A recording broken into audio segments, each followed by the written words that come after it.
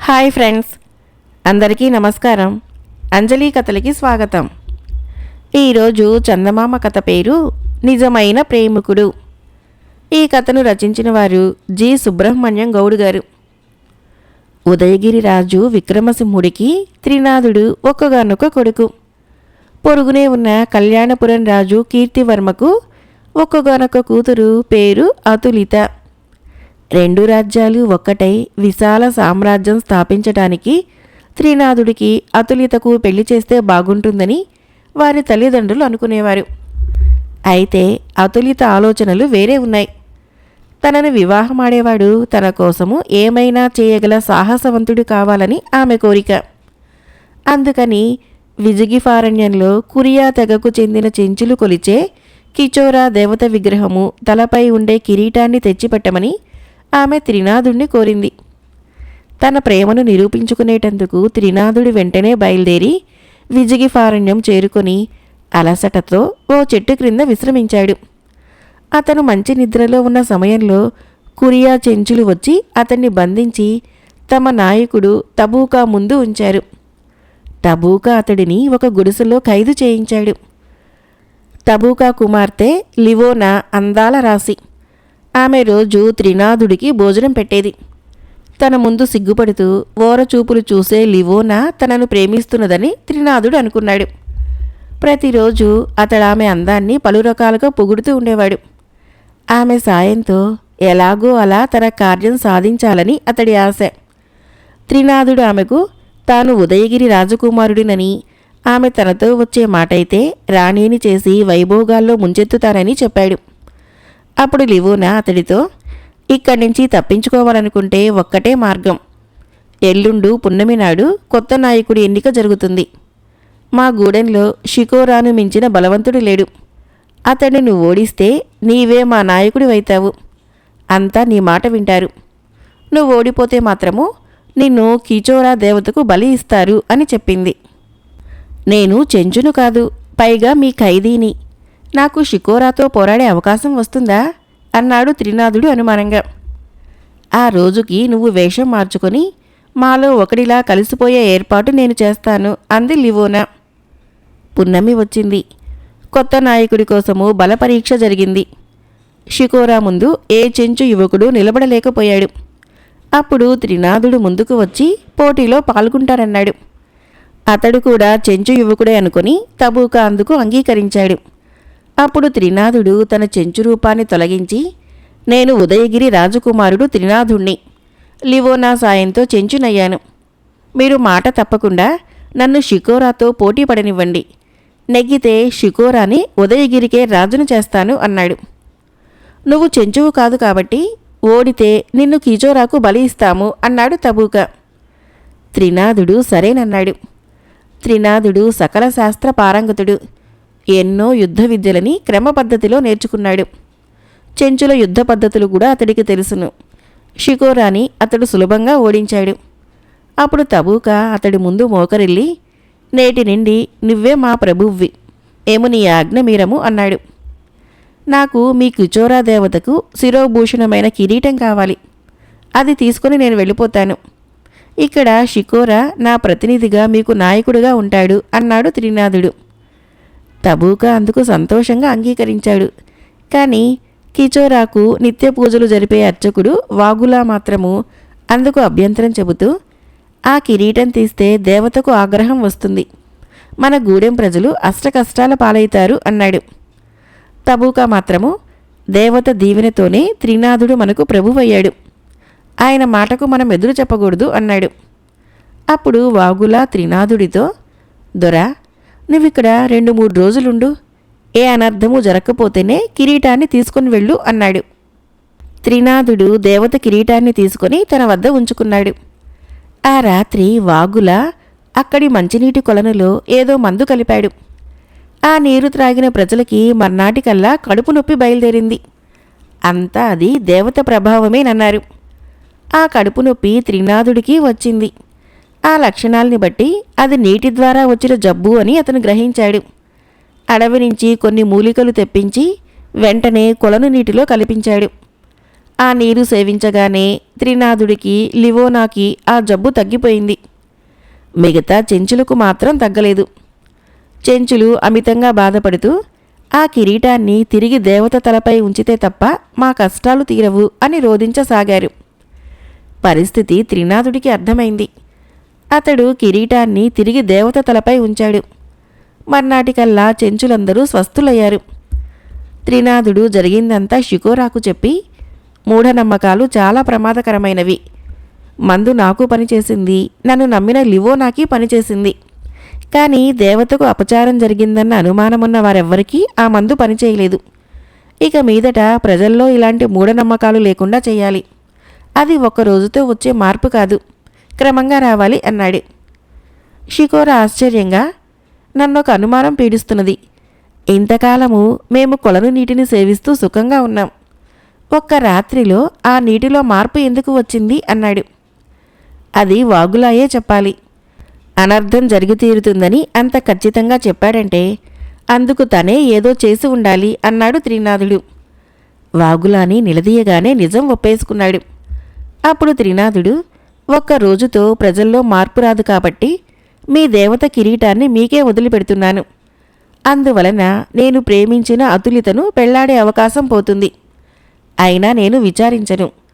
అన్నమాట ప్రకారము లివోనాని పెళ్లాడాల్సిన బాధ్యత నా మీద ఉన్నది అన్నాడు. లివోనా వెంటనే, యువరాజా, నేను నిన్నెప్పుడూ ప్రేమించలేదు, పెళ్లాడమని అడగలేదు. కాబట్టి నా బాధ్యత నీకు లేదు. నేను నిజానికి షికోరాన్ని ప్రేమిస్తున్నాను. అతడు నన్ను నిర్లక్ష్యం చేస్తే నాలో అందం లేదేమోనని అనుమానం పుట్టింది. అది తీర్చుకునేటందుకే నీతో ప్రేమగా మసిలాను. నువ్వు నీ రాజ్యానికి తిరిగి వెళ్ళు. షికోరాకు నా మీద ప్రేమ పుట్టేదాకా నేనిక్కడే ఎదురు చూస్తుంటాను అంది. త్రినాథుడు ఆశ్చర్యపడి, నాగరిక సామ్రాజ్యానికి రాణివి కాగలిగి ప్రేమ కోసం ఆ అవకాశం వదులుకుంటున్నావు. నీ ప్రేమ నిజంగా గొప్పది అన్నాడు. అప్పుడు షికోరా, అయ్యో, నేను లివోనాని ప్రేమించకపోవటమేమిటి? గూడానికి నాయకుడినయ్యేదాకా ఆడదాని వైపు కన్నెత్తి చూడకూడదనుకున్నాను అంతే అన్నాడు. త్రినాథుడి ఆధ్వర్యంలో షికోరా లివోనాల పెళ్లి జరిగింది. ఆ తర్వాత అతడు అతులితను కలుసుకొని జరిగింది చెప్పాడు. అతులిత అతడితో, 2 రాజ్యాలు ఒక్కటై విశాల సామ్రాజ్యం ఏర్పాటు కావటం కోసము మన పెళ్లి ఉద్దేశించబడింది. విశాల సామ్రాజ్యంలో భిన్న జాతులు, మతాలు, నమ్మకాలు ఉంటాయి. అన్నింటినీ సమదృష్టితో చూస్తూ పరిరక్షించగలిగిన వాడే ఆదర్శ ప్రభువు. నా కోసం ప్రాణాలకు తెగించి విజగీఫారణ్యం వెళ్ళి నా మీద ప్రేమను నిరూపించుకున్నావు. దేవత కిరీటాన్ని వెనక్కి ఇచ్చి చెంచులపై ప్రేమ నిరూపించుకున్నావు. ఇచ్చిన మాట కోసము లివోనాని పెళ్లాడతానని సత్ప్రవర్తనపై నీ ప్రేమను నిరూపించుకున్నావు. నీ వంటి వాడి ప్రేమలోనే ప్రియురాలికి, ప్రజలకి, మంచితనానికి రక్షణ ఉంటుంది. నాకు నువ్వు నచ్చావు. నీతో పెళ్లికి మనస్ఫూర్తిగా అంగీకరిస్తున్నాను అని చెప్పి సిగ్గుతో తలవాల్చింది. ఆ తర్వాత వారిద్దరూ దంపతులై కలకాలము సుఖంగా జీవించారు. మరొక కథ పేరు వాణీనాథుడి కోరిక. ఈ కథను రచించిన వారు లక్ష్మీ గాయత్రి గారు. చంద్రాపురం జమీలో చాలా గ్రామాలు ఉండేవి. వాటిలో కాస్త పెద్దవనిపించుకున్న 4-5 మామిళ్ళ అగ్రహారం ఒకటి. ఆ అగ్రహారంలో కేశవభట్టు అనే పురోహితుడు ఉండేవాడు. 6 అడుగుల ఎత్తు, చెవులకు బంగారు కుండలాలు, ముఖాన తాండవిస్తున్న తేజస్సు, స్వచ్ఛమైన వాగ్ధాటి, ఇవన్నీ కలిసి ఆయనకు ఉన్న ఊళ్ళోనే గాక జమీ మొత్తం మీదే మంచి పేరు తెచ్చిపెట్టాయి. ఎవరింట ఏ శుభకార్యం జరిగినా కేశవభట్టుకే పెద్ద పీట దక్కేది. ఎవరు ఏ దానం ఇవ్వదలుచుకున్నా భట్టునే తలుచుకునేవారు.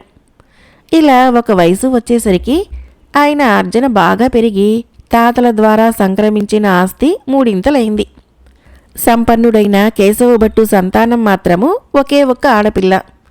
ఆ అమ్మాయి పేరు శారద, చక్కని చుక్క. తండ్రి దగ్గర శాస్త్రజ్ఞానము, తల్లి దగ్గర సంగీత జ్ఞానము సంపాదించుకున్న శారద ఒద్దికైన పిల్లగా, మంచి పనిమంతురాలిగా కూడా పేరు తెచ్చుకున్నది. భట్టు సంపదకంతటికీ ఏకైక వారసురాలు శారదే కనుక చాలామంది ఆయనతో వియ్యముందుదామని ఉవ్విళ్ళురుతూ ఉండేవాళ్ళు. అది గ్రహించిన కేశవభట్టు తనకు కాబోయే అల్లుడు పౌరోహిత్యం నేర్చిన ధనవంతుడు, అందగాడు అయి ఉండాలని అటువంటి వాణ్ణి ఇల్లరికం తెచ్చుకొని తన పౌరోహిత్యం అప్పజెప్పాలన్నదే తన నిర్ణయమని ఒకరిద్దరి చెవిని వేశాడు. అది కాస్త చిలవల పలవలై అల్లుడి ఎన్నికలో కేశవభట్టు ఏవేవో కోరికలన్నీ మనసులో పెట్టుకొని చాలా పట్టుదలగా ఉన్నాడన్న వదంతి వ్యాపించింది. ఇలా ఉండగా ఒకసారి అగ్రహారానికి కొద్ది దూరంలో ఉన్న కొమ్మంగి అనే పల్లెలో కేశవభట్టు బంధువులెవరి ఇంటనో పెళ్లి జరిగింది. ఆ పెళ్లికి వెళ్ళటానికి ఏదో కారణాన భట్టుకు తీరక భార్యను కూతుర్ని బండెక్కించి పంపాడు. అదే పెళ్లికి మగపెళ్లివారి తరపున వాణీనాథుడు అనే యువకుడు కూడా రావటం తటస్థించింది. విద్యా సంపదే కాని ధన సంపద అంటూ ఏమీ లేని వాణీనాథుడు అర్థశాస్త్రాన్ని కరతలామలకంగా అభ్యసించి చంద్రాపురం జమీందారు భువనచంద్రుడి దగ్గర ఉద్యోగం చేస్తూ తనకంటూ ఉన్న తల్లిని ఒక్కర్తిని దగ్గర పెట్టుకుని చంద్రాపురంలోనే ఉంటున్నాడు. ప్రస్తుతం జరుగుతున్న పెళ్లి చంద్రాపురంలోని అతడి సహోద్యోగి మిత్రుడిదే. మిత్రుడి పెళ్లికి వచ్చిన వాణీనాథుడు అక్కడ చుక్కల్లో చందమామలా ఉన్న శారదను చూసి తొలిసారిగా తన పెళ్లి గురించిన ఆలోచనలో పడి చివరికి మిత్రుడితో తన కోరికను చెప్పాడు. ఆ మిత్రుడు తన బావమరిదితో విషయం చర్చించి వాణీనాథుడితో ఆ అమ్మాయి పురోహితుడు కేశవభట్టు ఏకైక పుత్రికట అని చెప్పి భట్టుకు రాబోయే అల్లుడి పట్ల ఉన్న కోరికలను గురించి వివరించి అందువలన నువ్విక ఆ విషయం మర్చిపోవటం మంచిది అన్నాడు. మిత్రుడు చెప్పింది విన్న తర్వాత వాణీనాథుడికి కూడా తన కోరిక తీరటము అసంభవం అనిపించింది. తను కాస్తో కూస్తో అందగాడే కానీ ధనవంతుడు కాదు. పౌరోహిత్యం తనకు రాదు. తనది కేశవభట్టుది ఎదురు బొదురు కోర్కెలు. తమ ఇద్దరి కోర్కెల్లో ఒకరిది నెరవేరాలంటే రెండవ వారు తమ కోరికను మరచిపోక తప్పదు. ఇలా ఆలోచించిన వాణీనాథుడు శారదను పెళ్లాడాలనే తన కోరికను తనలోనే అణుచుకొని తిరిగి చంద్రాపురం వెళ్ళిపోయాడు. ఆ తర్వాత కొన్నాళ్లకి ఆశ్వయుజమాసం వచ్చింది. చంద్రాపురం దివాణంలో శరన్నవరాత్రుల ఉత్సవం ప్రారంభమైంది. నవరాత్రులు ముగిసిన మర్నాడే జమీందారు భువనచంద్రుడి షష్ఠిపూర్తి మహోత్సవం. వీటికి ప్రధాన పురోహితుడిగా ఉండమని సకుటుంబంగా రమ్మని జమీందారు కేశవభట్టుకు ప్రత్యేక ఆహ్వానం పంపించాడు. కేశవభట్టు భార్యా కుమార్తెను వెంటబెట్టుకుని 4 రోజులు ముందుగానే చంద్రాపురం చేరుకున్నాడు. ఆ సంవత్సరము ఏవో 2-3 సందర్భాల్లో వాణీనాథుడి నిజాయితీ పనితీరు జమీందారును ఆకట్టుకోవటంతో ఆయన ప్రత్యేకంగా వాణీనాథుడిని పిలిపించి కేశవభట్టుకు పరిచయం చేసి, వాణీనాథ, ఇక నుంచి షష్ఠిపూర్తి వేడుకలు కూడా పూర్తిగా ముగిసేదాకా భట్టుగారి వెంటనే ఉంటూ ఆయన చెప్పిన ఏర్పాట్లన్నీ చేయించే బాధ్యత నీ మీద పెడుతున్నాను. ఆయనకి ఏమాత్రమూ అసంతృప్తి కలగకూడదు. ఇందుకుగాను 2000 రూపాయలు నీకివ్వమని దివాను గారికి చెప్పాను. ఆ డబ్బు నీ దగ్గర పెట్టుకుని వినియోగించు అన్నాడు. జమీందారు ప్రత్యేకాభిమానాన్ని పొందిన వాణీనాథుడి పట్ల కేశవభట్టుకి కాస్త కుతూహలం కలిగింది. 2 రోజుల పాటు అతడి ప్రవర్తన పనితీరు గమనించేసరికి ఆ కుతూహలం కాస్త అభిమానంగా రూపాంతరం చెందింది. 3వ రోజున వాణీనాథుడు కేశవభట్టు చెప్పిన విధంగా పూజా వేదికను సిద్ధం చేయించి భట్టును తీసుకుని వెళ్ళి చూపించాడు. భట్టు మెచ్చుకుంటూ, బాగుందయ్యా వాణీనాథ, చక్కగా ఉన్నది అన్నాడు. కేశవభట్టు మెప్పుదలకు వాణీనాథుడితో పాటు అక్కడే ఉన్న తాపీ మేస్త్రి గురునాథం కూడా ఎంతో ఆనందించి వేదిక వైపుకు తిరిగి చేతులు జోడిస్తూ, మంచి రోజు చూసి దేవుణ్ణి తలుచుకుని ప్రారంభించిన పని ఇంత చక్కగాను అవుతుంది బాబు మరి అన్నాడు. ఆ మాట వింటూనే వాణీనాథుడు గురునాథం కేసి తల తిప్పి, అలాగా, అయితే మొన్న రామయ్య ఇంటి పని చెడ్డ రోజున దయ్యాన్ని తలుచుకుని ప్రారంభించావా గురునాథం అంటూ ప్రశ్నించాడు హేళనగా. ఆ ప్రశ్నకి గురునాథం ముఖంలో రంగులు మారాయి. కేశవభట్టు వాణీనాథుడి వైపు ప్రశ్నార్థకంగా చూశాడు. వాణీనాథుడు భట్టుతో, రామయ్య అనే ఒక పేద రైతు పాపం డాబా ఇల్లు కట్టి కొడుకు మిగిల్చిపోవాలని కష్టపడి పైసా పైసా కూడబెట్టాడు. ఆ రామయ్య ఈ గురునాథంకి దగ్గర బంధువు కూడా. ఇల్లు కట్టే పని గురునాథానికి అప్పజెప్పిన రామయ్య మేస్త్రికి ఇవ్వాల్సిన పైకం కాస్త తగ్గించమని ప్రాధేయపడ్డాడు. అదేదో ఇష్టం లేకపోతే చెప్పేసినా బాగుండేది. కానీ పల్లెత్తు మాట ఎదురు చెప్పకుండా పనికి ఒప్పుకొని ఇల్లంతా నానా అవకతవకలతో కట్టిపెట్టాడు ఈ గురునాథం. చేసింది చాలక ఇదేంటి బావా అని రామయ్య అడిగితే ఎంత కూలీకి అంత పని అంటూ ఎగతాళి కూడా చేశాట. ఇప్పుడు జమీందారు గారు ఇవ్వబోయే బహుమానాలకి ఆశపడి ఈ వేదికను మాత్రము ఎక్కడా హెచ్చుతగ్గులు లేకుండా కట్టాడు.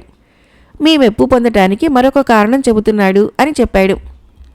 అంతా విన్న భట్టు గురునాథం వైపు మందలింపుగా చూస్తూ ఏదో అనబోయేంతటిలో వాణీనాథుడు, చూడు గురునాథం, నువ్వు అంతో ఇంతో చదువుకున్నవాడివి.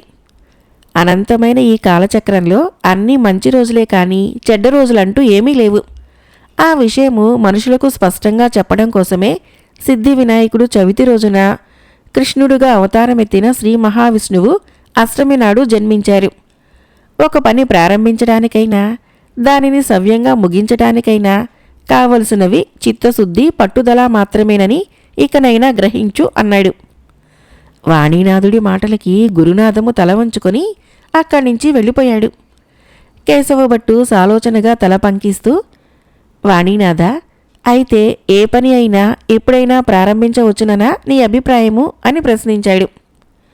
ఈ ప్రశ్నకి వాణీనాథుడు ఒక్క క్షణం మౌనంగా ఊరుకొని తర్వాత, అయ్యా, గృహ పురోహితులైన తమరిని నా అభిప్రాయాలు నమ్మకాలు నొప్పిస్తే క్షమించండి. ఈ రోజుల్లో మనిషి ప్రతిదాన్ని తన స్వలాభానికి ఉపయోగించుకోవటానికి బాగా అలవాటు పడ్డాడు. దానికి మంచి ఉదాహరణగా ఈ గురునాథాన్ని చూశారు కదా. ఇటువంటి పరిస్థితుల్లో ఆచార నియమాల కంటే నీతి నియమాలే గొప్పవని, భగవంతుడు సైతము మంచితనానికి నిస్వార్థానికి విలువనిచ్చి ఆదరిస్తాడని చెప్పవలసిన ధర్మము విద్యావంతులైన మనకు ఉన్నది అన్నాడు. బాగుంది నాయనా, మనమిద్దరము ఒక రకంగా ఉత్తర దక్షిణ ధృవాల్లాంటి వాళ్ళమైనప్పటికీ వివేకవంతమైన నీ మాటలు నన్ను కాస్త లొంగదీసుకున్నట్లే కనిపిస్తున్నాయి అన్నాడు. ఆ మాటలు వినగానే ఒక్క క్షణము వాణీనాథుడి ముఖంలో ఏదో భావావేశము మెరుపులా వచ్చి మాయమైంది. చప్పున ఏదో అనబోయిన అతడు అతి ప్రయత్నం మీద వెంటనే తనను తాను నిగ్రహించుకున్నాడు. అది గమనించిన కేశవభట్టు, ఏమిటి వాణీనాథా, ఏదో చెప్పదలుచుకొని మళ్ళీ వెనక్కి తగ్గుతున్నావు? అదేమిటో నిర్భయంగా చెప్పు అన్నాడు. వాణీనాథుడు సంకోచంగా తల వంచుకుంటూ, ఏమీ లేదు, నా మాటలు మిమ్మల్ని లొంగదీసుకున్నాయన్నారు. నా కోరిక కూడా మీ కోరికలు లొంగదీసుకుంటే ఎంత బాగుండునో కదా అనబోయాను, అంతే అన్నాడు. ఆ మాటలకి కేశవభట్టు ఆశ్చర్యంగా, నా కోరిక నీ కోరిక ఏంటవి అంటూ ప్రశ్నించాడు. వాణీనాథుడు ఇంక ఏదీ దాచకుండా అంతా చెప్పి, మీ అమ్మాయి శారద అన్ని విధాల ఎనదగ్గ పిల్ల, కానీ ఉన్నది ఒకే ఒక కుమార్తె కనుక కాబోయే అల్లుడు ఇలా ఉండాలి, ఇల్లరికం రావాలి అన్న మీ కోరిక కూడా అసమంజసమైంది కాదు కదా అన్నాడు. అతడి మాటలు విన్న కేశవభట్టు నవ్వుతూ, నాయనా, కోరిక అంటూ ఉన్నది నీకే, దానికి వ్యతిరేకమైన కోరికలు నాకేమీ లేవు అన్నాడు. అందుకు వాణీనాథుడు ఎంతో ఆశ్చర్యంగా, ఉన్నది ఒక్కరితే కుమార్తె కనుక అల్లుడి ఎన్నికలు మీరెంతో పట్టుదలగా ఉన్నారని అన్నారే అందరూ అని ప్రశ్నించాడు. భట్టు నవ్వి, ఉన్నది ఒక్క కూతురైనా 10 మంది కూతుళ్ళైనా వివేకవంతుడైన ప్రతి తండ్రి కోరుకునేది ఒక్కటే, అల్లుడు మంచివాడైతే తన కూతురు సుఖంగా జీవించాలని. మిగిలిన పుకార్లంటావా? నా సంపద చూసి బెల్లం చుట్టూ ఈగల్లా ముసిరే తేలికపాటి మనుషుల్ని దూరంగా తోలటానికి నేను విసిరిన విసుర్లవి, అంతే అన్నాడు. భట్టు మాటలకి వాణీనాథుడు ఆనందంగా, అయితే అంటూ ఏదో చెప్పబోతూ ఉండగా శారదను వెంటబెట్టుకుని అక్కడికి వచ్చిన భట్టు భార్య, పూజా వేదిక చూడటానికి వచ్చాము అన్నది. భట్టు నవ్వుతూ, కళ్యాణ వేదిక కూడా తయారైంది, చూసి వెళ్ళండి అని ఆశ్చర్యంగా చూస్తున్న భార్యకి వాణీనాథుడిని చూపిస్తూ, వాణీనాథుడని చురుకైన కుర్రవాడు, మనకు అల్లుడైతే బాగుంటుంది అని నేను రాత్రి నీతో అన్నానే, ఆ వాణీనాథుడు ఇతనే అని కూతురు వైపుకు తిరిగి, ఏమ్మా శారదా, కొమ్మంగిలో జరిగిన పెళ్లిలో నీకు ఇతను పరిచయమే కదా. నిన్న రాత్రి నేను మీ అమ్మతో ఇతని విషయం ప్రస్తావిస్తున్నప్పుడు పక్క గదిలో నుంచి నువ్వు తొంగి చూసినట్లు గుర్తు. అప్పటి నీ మొహము ఇప్పుడు సిగ్గుపడుతున్న నీ మొహము ఒక్కలాగే ఉన్నట్టు కూడా నాకు తోస్తున్నది అన్నాడు. తండ్రి మాటలకి శారద మరింత సిగ్గుపడుతూ తల వంచుకున్నది. అది చూసి భట్టు ఆనందంగా, ఏం వాణీనాథ, నీ కోరిక తీరినట్టే కదా అన్నాడు. కాబోయే మామగారి మాటలకి వాణినాథుడు కూడా కాస్త సిగ్గుపడుతూ, ఆ ఇక మీ కోరికను కూడా ముమ్మాటికి తీరుస్తాను అన్నాడు. మరొక కథ. ఈ బేతాళ కథ పేరు మహాధన్వుడు. పట్టు వదలని విక్రమార్కుడు చెట్టు వద్దకు తిరిగి వెళ్ళి చెట్టుపై నుంచి శవాన్ని దించి భుజాన వేసుకుని ఎప్పటిలాగే మౌనంగా శ్మశానం కేసి నడవసాగాడు. అప్పుడు శవంలోని బేతాళుడు, రాజా, లోకంలో ఏ ఒక్కరూ అన్ని విషయాల్లోనూ పరిపూర్ణ పాండిత్యం కలవారై ఉండరన్న సంగతి ఒక దేశాన్నేలే రాజుగా నీకు తెలియంది కాదు. ఆ కారణం వల్లనే రాజులు మంత్రాలోచనకు గాను ఒక్క రాజనీతి విషయాల్లోనే కాక ఇతరేతరమైన ఐహిక ముష్మిక విషయాల్లో కూడా ప్రజ్ఞావంతులైన వారిని సహాయకులుగా నియమించుకుంటారు. అయితే ఈ సహాయకులు తమ మేధాశక్తికి, అనుభవాన్ని, గ్రంథ పఠనంలో గడించిన జ్ఞానాన్ని జోడించి రాజుకు పరస్పర విరుద్ధమైన అభిప్రాయాలు చెప్పే ప్రమాదమున్నది. అలాంటి పరిస్థితుల్లో ఆ అభిప్రాయాల్లో ఎవరిది హేతుబద్ధమో ఎవరిది కాదో నిర్ణయించుకోగల సూక్ష్మగ్రాహ్యత రాజుకి ఉండాలి. పూర్వము మహాధన్వుడనే రాజు పడిన బాధలకి, ఆ తర్వాత పొందిన సుఖ సంతోషాలకి మంత్రి ఒక కారణం చెబితే గురువు మరొక కారణం చెప్పాడు. అలాంటి వారెవరైనా నీ ఆస్థానంలో ఉండి నువ్వు ఈ అర్ధరాత్రి వేళ శ్మశానంలో పడుతున్న ఇక్కట్లకు కారణం అయ్యారేమోనన్న శంక కలుగుతున్నది. నీకు హెచ్చరికగా ఉండేటందుకు ఆ మహాధన్వుడి కథ చెబుతాను, శ్రమ తెలియకుండా విను అంటూ ఇలా చెప్పసాగాడు. ఒకప్పుడు నిషిధ దేశాన్ని మహాధన్వుడు అనే రాజు పరిపాలించేవాడు. ఆయన తన పేరుకు తగ్గట్టే గొప్ప ధనస్సు కలిగి ఉండాలని నిశ్చయించి మంత్రిని పిలిచి, మహాధన్వుడు అంటే గొప్ప ధనస్సు కలవాడని అర్థం కదా. ఈ లోకంలో మరే మహారాజు దగ్గర లేనంత గొప్ప ధనస్సు నా దగ్గర ఉండాలి. వెంటనే నేర్పరులను నియమించి మహాభారం కలిగిన గొప్ప ధనస్సును తయారు చేయించండి. అర్జునుడి గాంధీవంలా, శ్రీరాముడి కోదండంలా నా ధనస్సు ప్రసిద్ధికెక్కాలి అని చెప్పాడు. రాజంతటివాడు తలుచుకుంటే కాని పనులుండవు కదా. మంత్రి పిలుపు అందుకొని ఎందరో ధనుర్నిర్మాణ కళాకారులు రాజధాని నగరం చేరుకున్నారు. అటిని కర్ణిక, శంఖము, స్కంధము, పల్లవము, లస్తకము అనే 6 భాగాలతో శాస్త్రానుసారంగా నగిషీలు చెక్కిన మహాధనస్సును ఒకదాన్ని తయారు చేశారు. ఆ ధనస్సును చూసి అది అర్జునుడి గాంధీవమంత బరువుంటుందని, అటువంటి ధనస్సు ఏ మహారాజు దగ్గర లేదని అందరూ ప్రశంసించారు. మంచి రోజు చూసి అల్లెతాడు తగిలించి మహాధన్వుడు ఆ ధనస్సు ధరించి ఎక్కుపెట్టి చూసి మహాధన్వుడు అనే తన పేరు సార్థకమయ్యేలా అందరి ఆశీస్సులు పొందాడు. ఒకనాడు మహాధన్వుడు ధనస్సు ధరించి అడవికి వేటకు వెళ్ళాడు. వేట సమయంలో ధనస్సు ఒక మహావృక్షపు బోదెకు కొట్టుకొని వింటినారి తగిలించే కొటిక బీట తీసింది. రాజు తన భవనానికి తిరిగి వచ్చాక నేర్పరులైన పనివారి చేత బీట కనపడకుండా చక్కగా బాగు చేయించాడు. ఈ సంగతి ఆయన మర్నాడు తనకు ధనుర్విద్య నేర్పిన గురువుగారికి చెప్పాడు. గురువు ఆ ధనస్సు పొడుగును ఒక ఈనెపులతో కొలిపించాడు. తర్వాత ఒక చక్రం చుట్టి అందులో పద్మాన్ని గీసి ఆ ఈనెపులను సమానమైన ముక్కలుగా కత్తిరించి ఆ పద్మపు రేకులలో ఆ ముక్కల్ని వేసి కంగారు పడ్డాడు. తర్వాత ఆయన రాజుతో, బాగా గమనించు, ఈ పద్మపు రేకులలో 2 కోణాలున్నాయి. దీన్ని పద్మచక్రము అంటారు.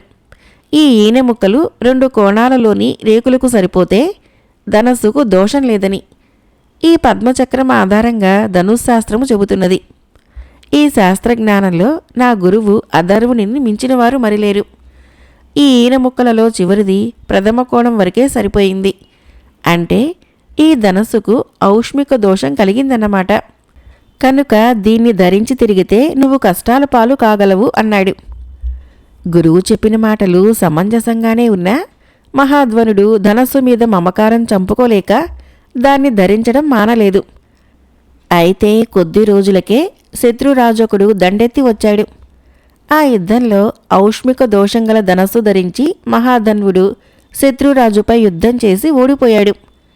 శత్రువులకు బందీగా చిక్కి అవమానం పాలవటం ఇష్టం లేక యుద్ధభూమిని విడిచి గుర్రాన్ని అడవికేసి మళ్లించాడు. ఆయన అడవిలో చాలా దూరం ప్రయాణించి అలసిపోయి ఒక చెట్టు క్రింద విచారంగా కూర్చున్నాడు. ఆ సమయంలో అడవిలో ఉండే కోయవాళ్లు ఆయన చూసి పరుగు పరుగున పోయి గూడెంలో ఉన్న తమ నాయకుడికి చెప్పారు. కోయనాయకుడు వచ్చి రాజును గుర్తించి, మహారాజా, రాజ్యాన్ని శత్రువులు ఆక్రమించారని విన్నాము. తమరు కొద్ది కాలం ఉండండి. కొంత సద్దుమణిగాక మా సాయంతో దండు వెడలి రాజ్యాన్ని తిరిగి జయింతురుగాని అన్నాడు. కోయగూడెంలో అందరూ విల్లంబులు ధరించి తిరుగుతున్నారు. ఆడవాళ్లు కూడా ధనుర్బాణాలు ధరించడం చూసి మహాధన్వుడు ముచ్చటపడ్డాడు. ఆయన కోయనాయకుడితో, మీ ధనస్సులు చాలా చిన్నవి, చూడండి, నా ధనస్సు మోయటం కూడా కష్టము అంటూ చిన్నగా నవ్వాడు. దానికి కోయనాయకుడి వినయంగా, మహారాజా, తమరెరగనిది కాదు కదా, ప్రతి దానికి శాస్త్ర పద్ధతి అంటూ ఒకటుంటుంది.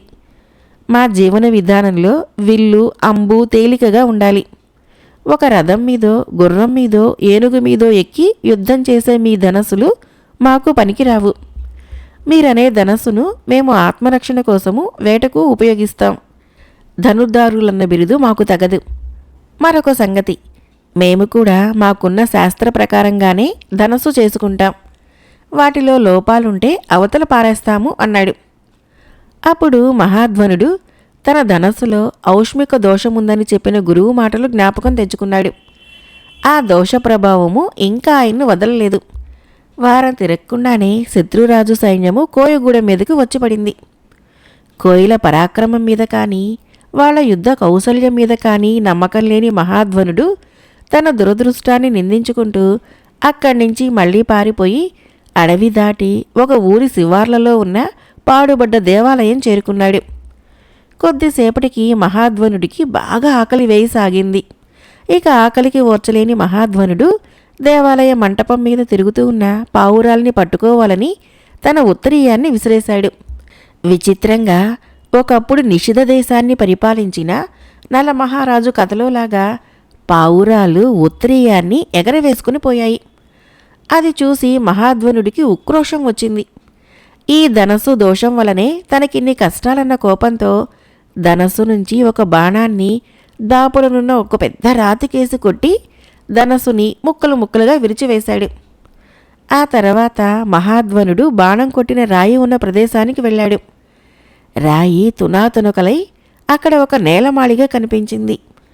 అందులో ఉన్న 4 పెట్టెలలో రత్నాలు, వజ్రాలు, బంగారు కాసులు ఉన్నాయి.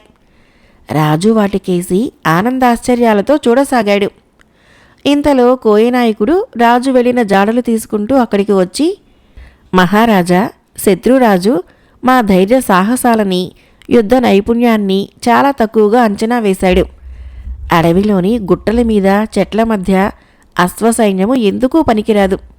ఈ అడవిలో పుట్టి పెరిగిన మా ఒక్కొక్క కోయధాటికి 10 మంది శత్రు కాలి బంట్లైనా నిలబడలేదు. శత్రురాజుని బందీగా పట్టుకున్నాము అన్నాడు. మహాధన్వుడు కోయనాయకుణ్ణి మెచ్చుకొని కోయల చేత నేలమాళిగలోని ధనరాశుల్ని పట్టించుకొని హుటాహుటిన రాజధాని చేరాడు. అప్పటికే రాజభవనం దగ్గర మంత్రి, రాజగురువు ఉన్నారు. మహాధన్వుడు వెంట తెచ్చిన ధనరాశులను చూసిన మంత్రి ఆయన్నడిగి సంగతి తెలుసుకుని, ప్రభు, మీ పూర్వీకులలో ధనయజ్ఞుడనే రాజు చాలా యజ్ఞాలు చేశాడు. ఆయన ఒకసారి మీరు చూసిన దేవాలయం దగ్గర ఒక యజ్ఞం చేసి పేద సాధులకు పంచిపెట్టగా మిగిలిన ధనాన్ని అక్కడ నేలమాళిగలో రహస్యంగా నిక్షిప్తం చేసి అది కనపడకుండా రాతిని కప్పి వానప్రస్థం వెళ్ళిపోయాడని చెప్పుకుంటారు. తర్వాత ఎంత ప్రయత్నించినా ఆ మహారాజు వారసులకు ఆ ధనం జాడలు తెలియలేదు. కాలక్రమేణా ఈ విషయం మరుగున పడినా ఈ నిధిని గురించిన సమాచారము తండ్రి, తాతల కాలం నుంచి మంత్రిత్వ వారసత్వంగా మా మెదడులలో నిక్షిప్తమై ఉంది. ఆ నిధే ఇదని నేను ఘంటాపదంగా చెప్పగలను. మీరు నిజంగా మహాధన్వులు. మీ ధనస్సు కారణంగానే నిధి బయటపడింది అన్నాడు. ఇది విన్న రాజగురువు నవ్వి, మహాధన్వుడు ధనువు విరిచేసిన తర్వాతే ఔష్మిక దోషం పోయి రాజ్యమే కాక సంపద కూడా లభించింది అన్నాడు. బేతాళుడు ఈ కథ చెప్పి, రాజా, మహాధన్వుడి మంత్రి, గురువు ఇద్దరికిద్దరూ మేధావులుగానే కనపడుతున్నారు. మంత్రి అభిప్రాయంలో మహాధన్వుడి ధనస్సు కారణంగానే ఆయన పూర్వీకుడు ధనం నిక్షిప్తం చేసిన నేలమాళిగ బయటపడింది. ఇక గురువు అభిప్రాయంలో ఔష్మిక దోషం గల ధనస్సును మహాధన్వుడు విరిచివేసిన తర్వాతే ఆ నేలమాళిగ కంటపడింది. ఈ మంత్రి గురువుల అభిప్రాయాల్లో ఏది సహేతుకమన్న సందేహము కలుగుతున్నది. ఈ సందేహానికి సమాధానం తెలుసు కూడా చెప్పలేకపోయావో నీ తల పగిలిపోతుంది అన్నాడు. దానికి విక్రమార్కుడు, కాలము పరిస్థితుల ప్రభావమే మనుషులకు కలిగే మేలు కీడులకు కారణం. ఇది లౌకిక విషయాల పట్ల నిశితమైన పరిశీలనా దృష్టి కలవాడే గ్రహించగలడు. మంత్రి లౌకికుడు, రాజనీతిజ్ఞుడు. గురువు అలా కాక తన గురువులైన అధర్వుని వద్ద తను అధ్యయనం చేసిన శాస్త్రాలు స్థలకాలాలకు అతీతమైన నిత్య సత్యాలని నమ్మేవాడు. మహాధన్వుడు బాణంతో రాతిని కొట్టగానే నేలమాళిగ బయటపడింది. ఆ తర్వాతే ఆయన ధనస్సును విరిచేశాడు. అంటే గురువు చెప్పే ఔష్మిక దోషము ఉన్న ధనస్సే మహాధన్వుడికి తన పూర్వీకుడు నిక్షిప్తం చేసిపోయిన ధనరాశుల్ని ఇచ్చింది. ఈ సూక్ష్మాన్ని లౌకికుడైన మంత్రి గ్రహించాడు. శాస్త్రవాది అయిన గురువు గ్రహించలేకపోయాడు. ఈ కారణం వలన మంత్రి అభిప్రాయమే సహేతుకమైనది అన్నాడు. రాజుకి ఈ విధంగా మౌనభంగం కలగగానే బేతాళుడు శవంతో సహా మాయమై తిరిగి చెట్టెక్కాడు. ఈ కథకి ఆధారము జె. ఉదయనాగ శిరీష గారి రచన. కథ అయిపోయింది ఫ్రెండ్స్. ఈ కథలు నచ్చినట్లయితే మన ఛానల్ని తప్పకుండా సబ్స్క్రైబ్ చేయండి, లైక్ చేయండి, షేర్ చేయండి, కామెంట్ చేయండి. Thank you.